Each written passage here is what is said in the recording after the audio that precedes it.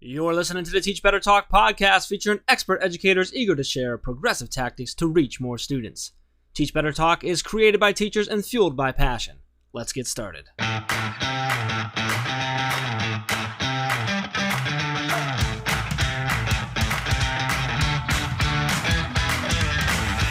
Hey everyone, welcome to episode 62 of Teach Better Talk. I'm Ray Hewart, and as always, I am with the amusing Jeff Gargis.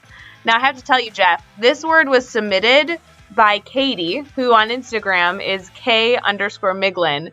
She's a teacher in Illinois, and she listens to our podcast during her morning workout. So I'm giving her like a, run, Katie, run. You got this. Yeah, like, go, Katie, you got it. Oh, that's awesome. Yeah. Katie, you're awesome, and I hope your run is going amazing right now. You got this. That's really cool. I love that Katie shot you a word, and I don't even remember what it was because I was so excited about her run. She thinks you're amusing. Amusing? I hope that's a good amusing and not like funny-looking amusing. You know, I think it is a good thing because, you know, when people need motivation early in the morning and they're doing, you know, they have a workout, I think a good giggle here or there keeps them motivated. Well, good. Hopefully today, Katie, we give you a good giggle. If not, run faster.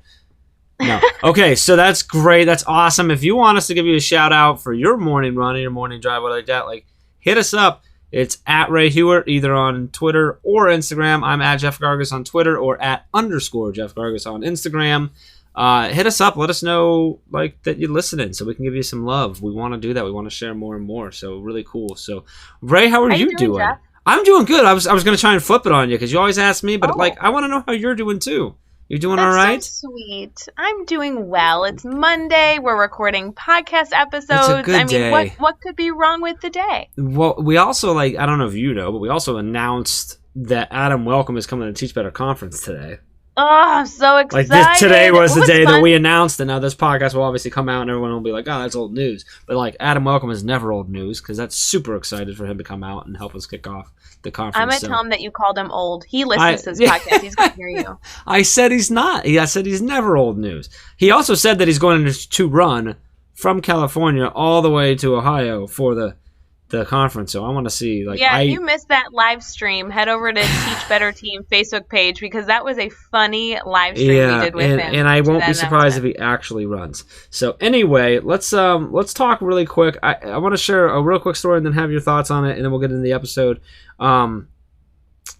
Today in our team communication tool, Chad shared a really cool video. I don't know if you've had a chance to watch it or not, but he was visiting a school, a district that we work with that's implementing the grid method, and it's a video of a 5th grade classroom, and they were just sharing. They do some sharing stuff at the beginning of their class, and they were talking about pace, about how they've changed the pace, and some of the kids were struggling and so on stuff. And this video is of the kids telling each other that it's okay that you move at a different pace. That doesn't make you dumb. It doesn't make me smart. It just makes us different. And it's okay to move at this different pace. And it's all right that we take a little bit longer to learn when we need to. And, well, I mean, first off, it's just amazing to see kids seeing their education in a different light like that. And to know that we had something to do with it is awesome. But it made me starting to think, Ray, we're toward the end of the school year. It's getting... it's crunch time. A lot of people are in testing time right now. We're getting close to the end of the year. You're making sure that you got to cover all your material and everything you're supposed to cover from the state. As a teacher, who's someone who runs a self-paced classroom like yourself, is it more difficult this time of the year to allow your students to move at that pace if some of them are moving slower? Or are you, does it get harder because you're trying to get everything covered and it's almost the end of the year? Or I think it's more challenging at the end of the year, only because my traditional bones that I used to have where I was always worried about that, reminds me oh, should I be worried about that this year? But the reality is that I'd rather have my students really, truly understand 80% of the content than have flown through 100% of the content and had them not master any of it, right? I mean, Chad says that all the time. Yeah. I couldn't believe it more wholeheartedly. I sat in a team meeting today with my fabulous team I work with, And we laid out kind of like the last 4 days are going to be field trips and team days and all these great opportunities for our middle school students, which means that's 4 less days, right? And at the end of the year, plus you throw in testing days. And the reality is, I'm sure that there are a lot of teachers stressing, how am I going to get through this content? What can I do to better prepare my students for the end of the year? And the reality is that listening to them, going at the pace they need to master content, will be the most effective long-term solution, because by allowing them to take the ownership over their learning and truly understand it rather than just like checking the box that you did it, that's what's going to stick over the summer. That's what's going to allow them to excel the next school year. And I think that's really hard, even for teachers that are trying to be more student-led and trying to be more mastery-focused. It's a little challenging because you see all the memes on social media and you talk to your colleagues and they're all concerned about pacing. But the reality is like those students said in that adorable video that Chad shared, I mean, the opportunity to learn is only an opportunity if you're given the opportunity. So allow your students the time to master their content. So we know it's the end of the year. Slow down. It's okay. Let them really learn the material. That's better than so much better. So much better. Otherwise, they won't remember it anyway. They're going to go off on their summer, and the few weeks that you took to run through content so you could check a box that you went through it won't be what sticks in August anyway. Yeah, I'll tell you what is going to stick, Ray. This episode. Boy, that was. Oh, yeah? I was trying to be like really like Radio Man, cliche, corny. There, did I do a good job? Stick like glue. No, seriously though. Let's flip to the episode. This was an awesome episode. It was really cool. We had another. It's a podcast host, which is always fun for us to flip the mic on him. And Seamus O'Hara is not just a podcast host. He's the host and executive producer of EdPop, which is a really cool, very unique format for the podcast. We have him break down, so you'll get the full-fledged, some really cool stuff that they're doing over there. But he's also a 14-plus year veteran teacher. He's taught everything K through 12. He's been a high school principal, data specialist. He's taught science. He's a super fun guy. We had a blast on the episode. I really thought he had an awesome X-Men reference to share what I thought was actually a really, really strong and powerful point as well. So it was a really cool mix. Talk about Wolverine and stuff. So fun moment there. Anything stick out in particular from the episode for you, Ray? I just really enjoyed his focus on trying to continuously improve every element that he sees in education. I think that if we all had just a little bit more of that lens of, yes, this may function fine, but how can we make it even better? That there could be powerful change occurring for our students. Yes, I love one of the first quotes I grabbed and wrote down while we were listening and talking with him was, "This needs to change. We can do better." And I just love that. I think you hit it right on the head. He was always just constantly focused on always being better, which we obviously love that on the Teach Better team. So fantastic episode. You are going to get a ton out of this. We're super excited that you're listening. This is episode 62 with Seamus O'Hara. All right, we are here and we are talking with Seamus O'Hara. Seamus, awesome to have you on. We've been having a blast talking before we hit record, talking about your podcast and the journey you're on, what you've been doing, and we found out, I didn't even realize it, that you're just around the corner, basically, up in, here in Northeast Ohio. So it's kind of cool to have you on. We talked about having some coffee and not inviting Ray because we're not in Illinois. So that's exciting. So I know already that this is going to be a fun episode and an awesome episode. I'm really looking forward to diving into your head. But before we get started, man, how are you feeling tonight? I'm feeling great. I'm really excited to be on the show. I've been listening to you guys for a little bit now and totally psyched to be here and to lend my voice. Awesome. We have some great conversation I know we're going to have because before we even started this recording, we've been chatting up a storm. But Seamus, I want to make sure we start our conversation by talking about you for a minute. So when someone asks you what you do, how do you usually describe yourself? So I'm one of these pain in the butt guys that I'm never satisfied with what I see around me. I'm always looking for, well, this is great maybe, but how can it be better? So I describe myself as sort of a systems thinker and a futurist. And, this is how I sort of operate, and it sometimes gets me into trouble and sometimes plays in my favor. So I like it. So let's talk about some of the times that you've said, oh, this looks good, but maybe I want to fix it, or maybe I want to find a way to improve it, or doing things like starting a podcast of your own and stuff. So I'm sure there's some stories here that we can talk about when it comes to failure, and we touched on before we got live that we both kind of like talking about that and sharing those stories. So can you take us to a time that you've had a failure, and sort of tell us what happened? Why was it a failure in your mind? How did you overcome it, and then what did you take away from that experience?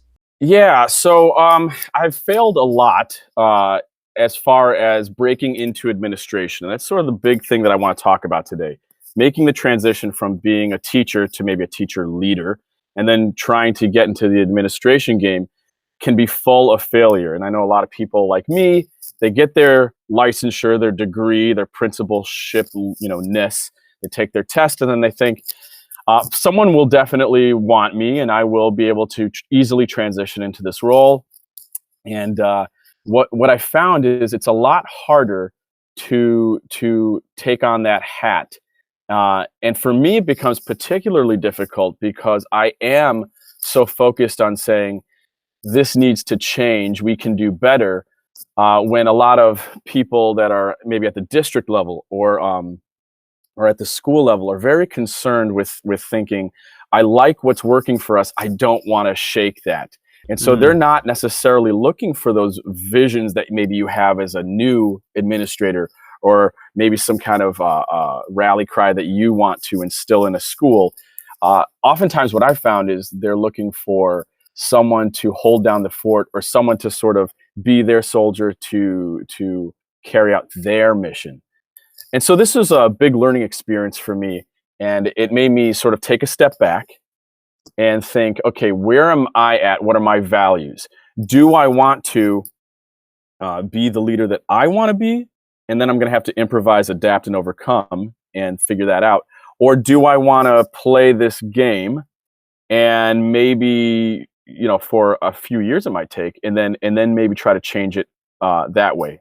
So I'm impatient, and I started my own podcast, EdPop, to sort of get my voice out there and try to affect change in a different way. So I want to touch on two things. I want to talk about the podcast, but I also want to ask, so I mean, and you see this, and we've heard this story before about just, sort of, we don't want you to rock the boat. We don't, you're the new admin. We don't want you to come in here and try to shake it up. We like the way things are. Things are working pretty well. Like, the kids are doing well. Everyone seems happy. And I can literally feel our friend Tiffany like cringing right now, because the thing she hates worse than anything in the world is that's the way we've always done it, or it's good enough. Like, right? It's always about.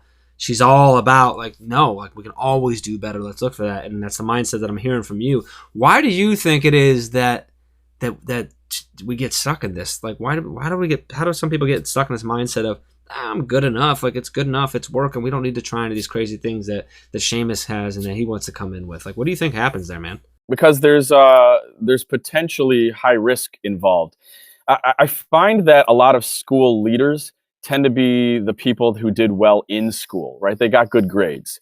And I can't remember quite where I was listening to this, but if you look at game changers in society, Steve Jobs, right? The guy who is like the Dyson vacuums guy. Mm-hmm. Any of these people, the game changers, you look back at their records at school, and they tend to be, they were not the best students. They didn't get the best grades. But it's not to say that if you don't get good grades, then you're going to change the world, right? It's not necessarily the other case. But if you got great grades in school, you're probably going to be successful, and you're probably going to be like a manager or something in life, and you're going to be leading teams. But they found that those people that get good grades, they tend to not be game changers. So I think that it sort of is bred into school itself, right? You get these grades, you play the system, and if you do this stuff well, you will then do well in life. But none of the stuff in traditional school plays towards people who are saying, actually, I think this can operate differently. Nothing's an absolute either. So whatever I'm saying, you could throw it out if you know another example. Sure, yeah, but I think the thing is that, if you did well in school and you enjoyed your time in school and you did well, and then now you find yourself in a position, maybe you look back and say, well, this is how it was when I was in school. It worked really well. I have a good life. I enjoy what I do. So, why change? Versus if you had a bad experience, maybe you really struggled with math, like someone I know on one of the other mics. You don't look at school. You get into school and you get in the classroom and you say, this model didn't work for me, so I'm not about to think that it's going to work for these kids either. And I think you're right. So I think that shakes things up a little bit. So yep. Very, very cool there. So real quick on the podcast. So tell us just a little bit about the podcast. It's called EdPop. What's it like? What's the format of the show? We were talking about it before, but I want to make sure that we share with all the listeners so everybody can go subscribe and rate and review for you and get listening to what you got going on. It's a little bit different setup. So can you explain to us how it's set up as far as the chapters and everything that you have going? Yeah, so a little bit of a different setup. And this was sort of the brainchild of not being satisfied with my role as an administrator and kind of what I saw. I saw a lot of people that I didn't think were doing the best thing for kids.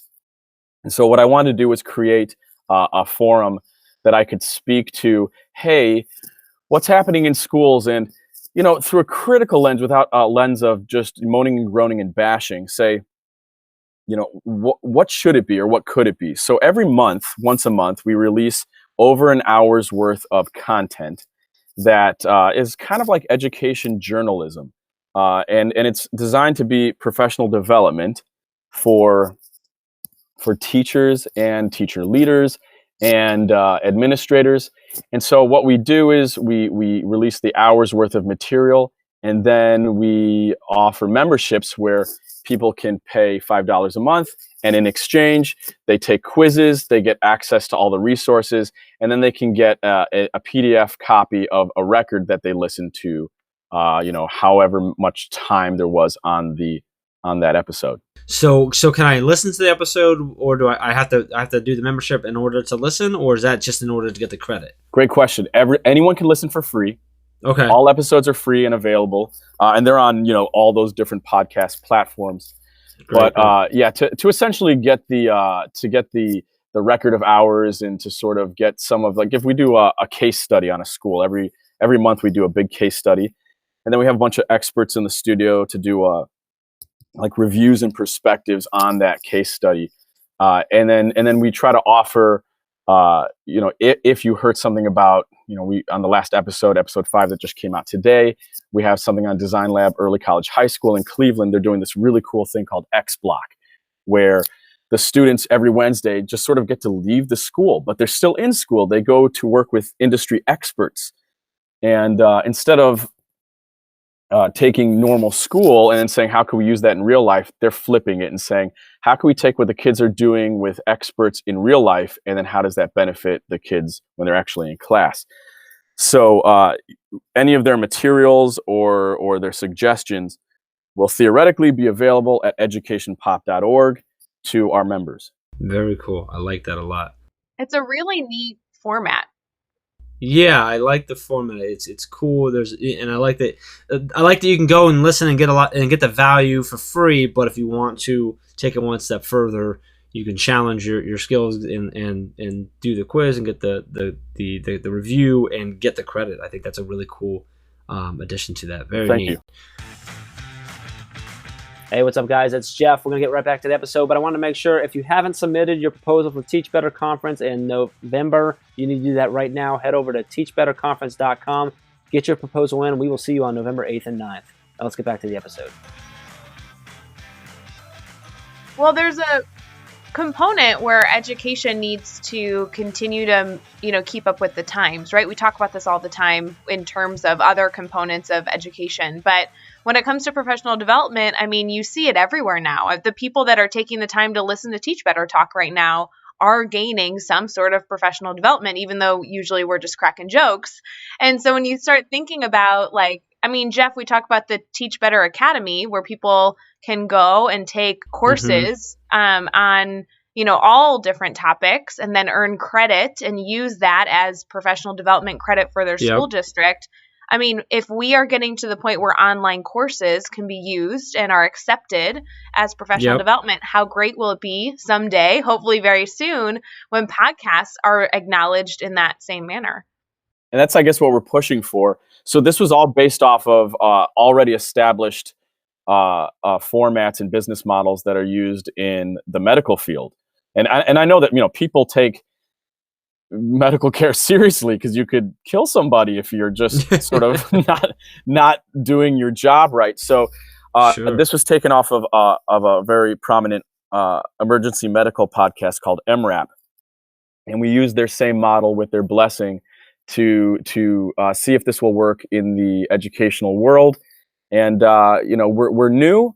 We had the end of our first semester, the first 5 episodes, the 7 hours there. Just ended today, and we're going to be heading into our summer semesters raw, and then we're going to be kicking off again in August. Well, Seamus, something I've really enjoyed so far throughout this conversation has just been your focus on trying to be progressive. I mean, I know that sounds silly. I think everyone in their own way, especially podcast listeners and our teachers that are trying to see education in a new light, they are striving to be progressive. And sometimes progressive for a teacher is to allow pen in the classroom, right? And other progressive ideas are, utilizing mastery learning, which I know you're really passionate about, or podcasting and, listening to, who knows? But there's just so many ideas that teachers are dabbling with. And I really appreciate that your drive for change has come from seeing gaps in education that you hope to have some part in filling, because that is probably, that's a huge connection you and I have together, and something that I always enjoy finding in other educators. So I have to say, it excites me about not only what we're doing on the Teach Better team and the ability to have you share your story today and Teach Better Talk, but also I can't wait to see the amazing things you're able to do. So I want to kind of flip that conversation for you and ask you, aside from that component, what is really getting you excited about where education is and where it's going, and what's fueling your fire? So what's fueling my fire right now is the podcast itself, and the thought that what you're saying is correct, right?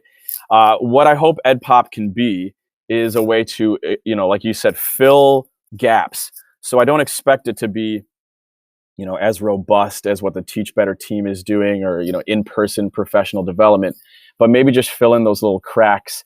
And I think that if educators can feel that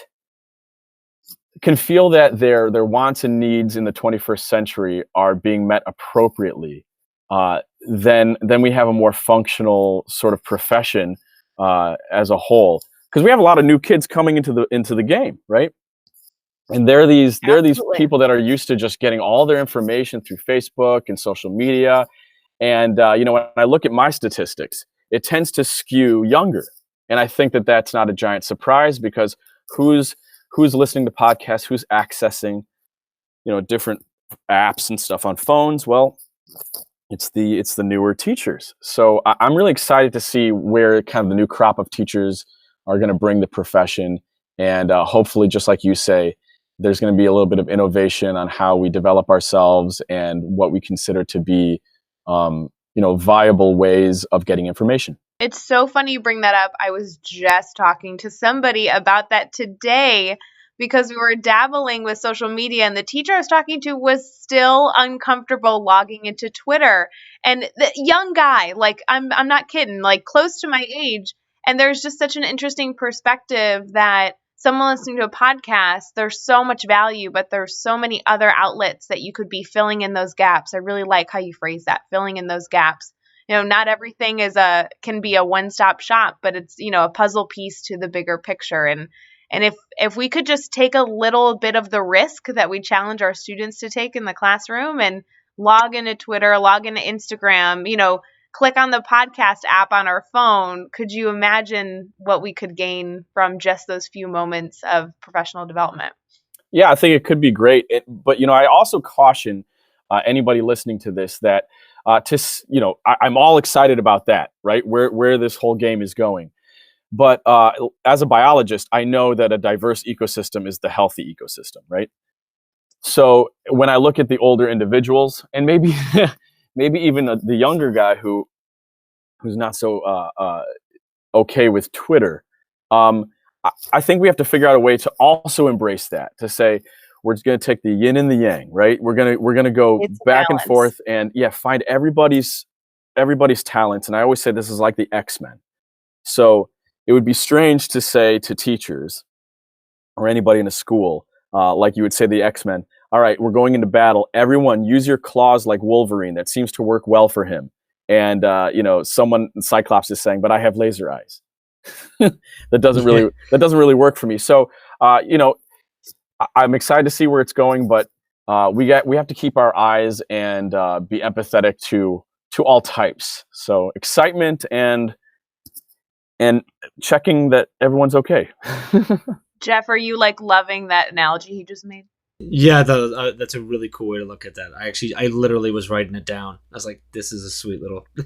So that was that. If you read between the lines on that, that's Ray saying, Jeff, you're a nerd. Did you like that? No, more so I was going to go into the next question because it worked perfectly. And then I realized I'm like, Jeff is geeking out and nobody can see it. Should I give him a moment before I ask the next question? Well, there you go. Take a moment. Well, I want to go back to that balance you talked about because that was not only the perfect analogy for a balance, but I couldn't agree with you more wholeheartedly that this whole process, this yin and yang of blending all of these different types of people and how they can then continue to do what's best for our students. But it goes back to what advice you can give a teacher, young or old, to the profession, and what do they need to be able to not only master this balance, but then also do what's right for their students. What advice would you give those teachers? So we actually have a great segment on this. One of the guys who talks on our podcast is Sean Wheeler, and he's a brilliant thought leader.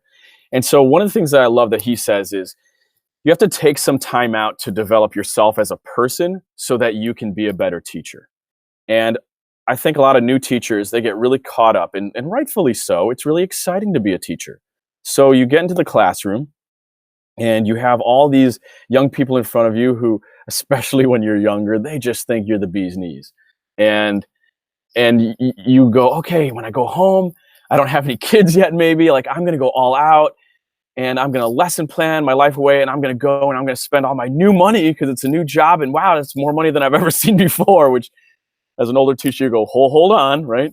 But you could just go nuts and kind of lose yourself. And one of the things that Sean always says is, I think that we become a teacher and then we stop learning and then we stop becoming a good teacher. And so just keep yourself fresh by focusing at least some amount of time, what Sean calls a third space.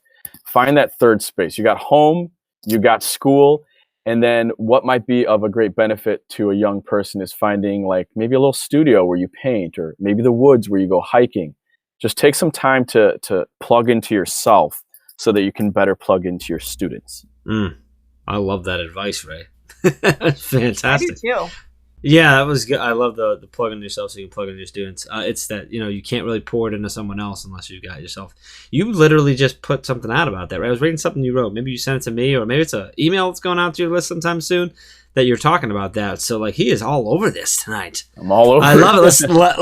Let's see if we can keep it going here. Okay. We're going to do the next 6 questions. Your goal is to answer each one in 15 seconds or less. Are you ready? Okay, let's do it. All right, give us one EdTech tool. Wow, if I could speak, this would go a lot better for you, my friend. 15 seconds. We're going to edit that. Ready? Stop. Okay. What is one EdTech tool you cannot live without? Quizlet. Love it. Give us a book that you're reading right now. It sounds boring, but School Law, What Every Educator Should Know. Look it up. Who do we need to follow on Twitter today? So I think Teach Better. I've been following you guys here and there, but I really don't hero worship, so I don't get into too much of like following a person. Best YouTube channel or website for educators? Now I'm going to contradict myself and say the Amoeba Sisters are really great for biology teachers. Love it. Give us a daily, weekly, or monthly routine every teacher should get into. This is something no one does enough. Tell people that you appreciate them and be specific as to why. It goes so far. And the best piece of advice you've ever received? My father always told me, don't force plastic. You're going to break it. I love it. Ray, I don't feel like you appreciate me with specifics nearly enough. Jeff, you are a wonderful human being. That doesn't sound very specific. Okay. Can we Jeff, get more I really specific? like your sweatshirt. Really? The best part is that our listeners know that I can't see him. That's very material, and she's a very materialistic person. Oh my Seamus. God. It's really like what I have to deal with here is really. I mean, Jeff, anybody you who's have such a soothing voice. Yeah. I see. The problem is she can be as specific as possible, and I won't believe any of it. That's the problem. That is great advice. I really like that. I've actually, I don't know if I've actually ever said if I've said this out loud or told anyone, but I have for this year. Just sort of a internal focus of my own is to show appreciation more, because I am extremely appreciative of so many things in my life, and I don't feel like I focus on enough of that, because I'm constantly going and worrying about everything. That I've tried to make it a point of myself to daily think about the things that I'm appreciative of, and to tell people that I appreciate them, and to just focus on that more. So I love that. That's like right to the heart, man. Awesome. Thank you. Seamus, can we just confirm, and I want this recorded, that he says I'm not specific enough with him, and yet every episode I have to pick a word to describe him. So why am I the one that isn't doing a good enough job, huh? Ray's correct, Jeff. I don't think you've given her any specific appreciation right, during this little time here. Ray, I love dun, dun, that dun. you search That's a long pause. that you spend time daily Googling for hours and hours at a time to find the perfect words to describe me. I truly appreciate it. Jeff, that is so our episodes like 2 episodes ago, because I have like a pool now of people submitting words to describe you. I have no idea why Seamus is still on this. Like, if I was him, I would have totally hung up by now. I don't know why you've signed up for this podcast, but we're really glad that you came on, though. Well, thank you guys so Seamus, much. I have the most important question of the night. We are going to get back to focusing on you because of course, Ray's so question is the value. most important one. My question Sorry, is the most I'm important. gonna mute myself. It's focusing on me, Jeff, so that is important. Exactly. Seamus, how can our listeners get in contact with you so that after these shenanigans, they can go and follow you and make sure they continue to get this value after this episode is over? Okay, they can find me on Twitter at The Real EdPop, on Instagram at EducationPop. Our website is educationpop.org. Facebook page is at The Real EdPop. YouTube channel is ed_pop. And you can email us at educationpop. Email us at educationpop@gmail.com. Fantastic. And you can find all the links and all the resources and everything we've mentioned and talked about in this episode over at teachbetter.com, as well as those really important links to connect with Seamus and the group over there and get connected with the podcast and go get the value on that. So we'll have that all over in the show notes. So make sure you head over to teachbetter.com for all of that. Be sure to hit that subscribe button so you don't miss any upcoming episodes. And if you can give us a rating and review, we'd really, really appreciate that. And do me one step further, let's think of 3 of your colleagues who need to hear these amazing stories and the value that's coming from all these awesome educators, and share this podcast with them, because it's the best thing in the world. You know it. I know it. Seamus knows it. Ray knows it. Other people need to know it now as well.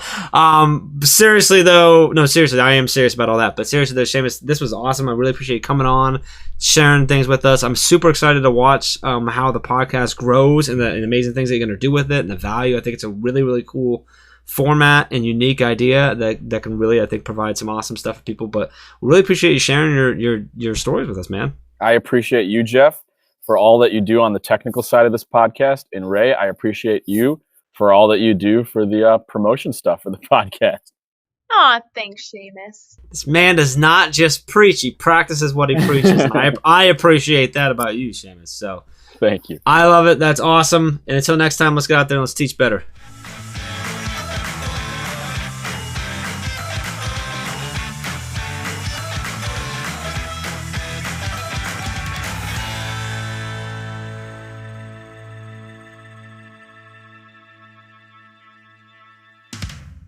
Hey everyone, welcome to episode 6.